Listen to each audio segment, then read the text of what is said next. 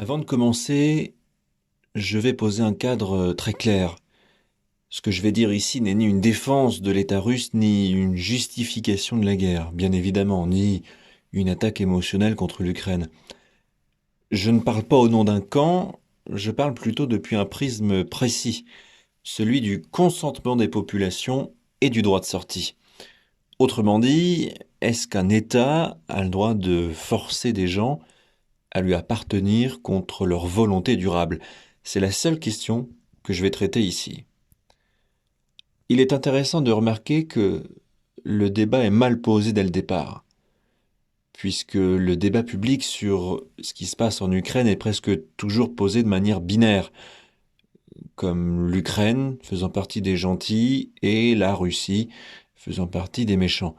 Ce cadre est confortable moralement, simpliste, mais historiquement pauvre. Il commence en 2022 comme si rien n'avait existé avant. Or, une guerre qui éclate en 2022 a toujours des racines plus anciennes. Mon problème n'est donc pas qu'on condamne une intervention militaire, mon problème c'est plutôt qu'on efface volontairement tout ce qui s'est passé entre 2014 et 2022. Et cet effacement change complètement la compréhension du conflit.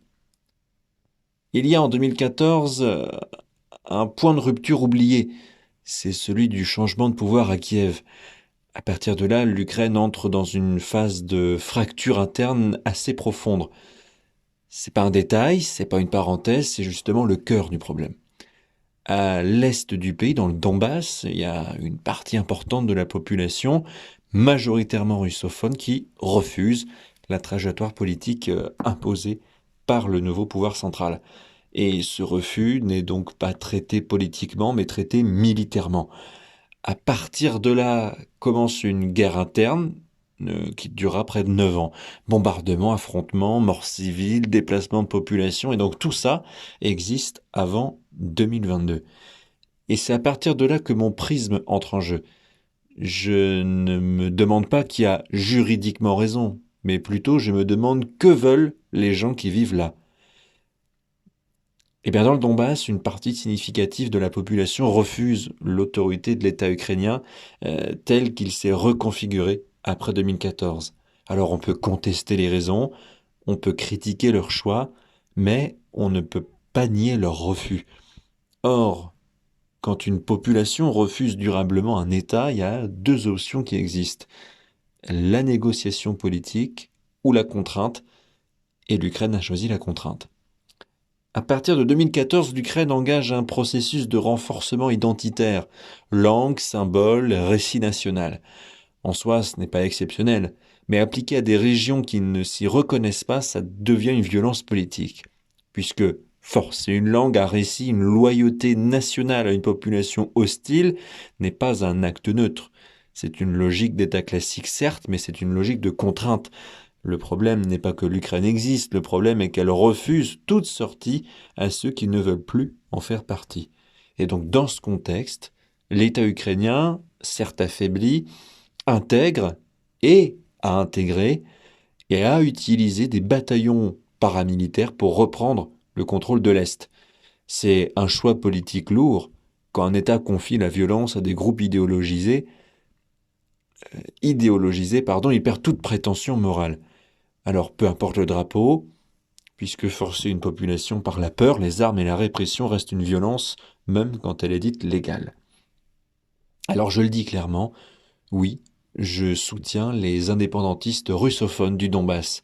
Pas parce qu'ils seraient parfaits, pas parce qu'ils seraient moralement supérieurs, mais justement parce qu'ils refusent un État qui leur est imposé. Et sur cette question précise, uniquement celle-ci, les intérêts russes convergent avec leur volonté de sortie. Alors, ça ne rend pas l'État russe vertueux, ça ne rend pas la guerre juste, mais en tout cas, ça rend la position ukrainienne indéfendable du point de vue du consentement. Et là, il faut être extrêmement précis puisque être du côté russe sur cette question ne signifie en aucun cas être pro-État russe. puisque l'État russe agit par intérêt stratégique comme tout autre État. Il instrumentalise la sécession, il n'a aucun respect général pour la liberté des peuples quand cela ne l'arrange pas. Mais dans ce conflit précis, l'État qui empêche une population de sortir est bien l'État ukrainien. Et c'est cela que je critique. Le cas de la Crimée illustre exactement la même logique. Territoire majoritairement russophone, historiquement rattaché à l'Ukraine par décision administrative soviétique par Khrouchtchev, avec une base militaire russe stratégique au niveau de Sébastopol. Le référendum peut être juridiquement contesté, mais le scandale moral n'est pas là. Le scandale moral, c'est justement de refuser de regarder la volonté des populations. Le cœur du problème n'est donc ni la Russie ni l'Ukraine. Le cœur du problème, c'est le refus absolu du droit de sécession par les États. Un État accepte tout, sauf qu'on le quitte. C'est valable pour l'Ukraine, c'est valable pour la Russie, c'est valable pour tous les États.